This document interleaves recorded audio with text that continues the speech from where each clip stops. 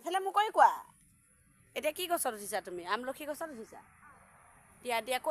কৈ দিয়া বুলি আপোনালোকে আহক আমলখি খাবলৈ হ'লে কোৱা এইফালে চাই পেলাই কোৱা আমি হাতী বাবু যে দেখিলোঁ সেইটো কৈ দিয়া হাতী বাবু দেখিছিলোঁ নহয় অঁ দুজন হাতী বাবু দেখিলোঁ বুলি কোৱা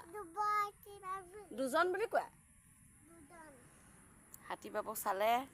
বাইপাছত একদম টিৰিং টালাং আৱাজ হওঁতে চালোঁ দুইজন হাতী বাবু তাকে কৈছে দেখিছে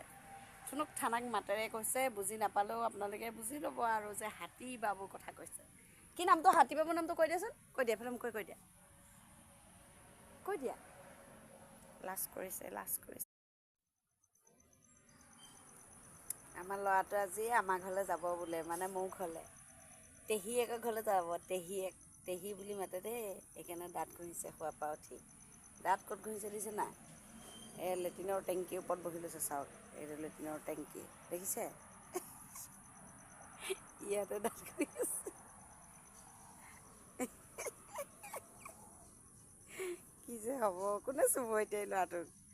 নুচুও দেই চিচিত উঠি আছে এয়া চিচিত উঠি আছে মই নুচুও দেই এতিয়া কাৰ ঘৰলৈ যাবা তোমাৰ ঘৰলৈ কাৰ লগত যাবা তোমালোকৰ কোন তোমালোকৰ কাৰ লগত কাৰ ঘৰলৈ যাবা কৈ দিয়াচোন কৈ দিয়া নামটো কৈ দিয়া মোক কি বুলি মাতা কৈ দিয়া পেহীহঁতৰ ঘৰলৈ আৰু কোন আহি আছে নিবলৈ নহয় নিবলৈ যে আহি আছে গাড়ীখন সেইখন কোন আছিলে নামটো কৈ দিয়া কোন আহি আছে পেয়া কলিজা